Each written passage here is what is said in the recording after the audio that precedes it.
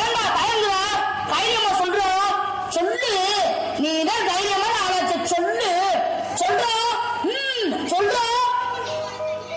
இதுக்கு போய் ஏண்டா பயப்படுற? தைரியமா சொல்றா. ஏய், என்ன பேசு? விவரம் இல்லாம பேசுற? நம்மூர் பையில குழந்தை பேசுற? இன்னும் கோபால் சொன்னானா பின்னால எதுவும் பிரச்சனை ஒண்ணு யோசிக்கிறான். அதான்டா கோபால். என்னடா கோயில் மாடுமா தலையாட்டுற? பயப்படாம சொல்றா. தலைவரே, நான் என்ன நினைக்கிறேனா? டேய், நீ என்ன நினைக்கிறது? அதை நினைக்கிறேன் முன்னாடி போயிட பத்தி. நீ என்ன நினைக்கிறேன்னு. அப்ப நான் ஒண்ணும் பஞ்சாயத்துல சொல்லக்கூடாதா? சொல்லக்கூடாதா? சொல்லக்கூடாது. சொல்ல உனக்கு உரிமை கிடையாது. நீ வந்து ஏதாவது சொல்லிட்டு போயிட்டேனா அனுபவிக்கிறது யாரு? பாவம் அவல. நீ பஞ்சாயத்துல உட்காந்து கிழிச்ச போடு. அப்படியா உட்காரு. பெரிய மனுஷன் பேசிக்கிட்டு போது பேசுனா குத்தி பிடியும் குத்தி ராஸ்கல். நீங்க பேசணும் என்ன முறப்பு? அவன் நஷ்டம் அவனுக்கு தான் தெரியும்.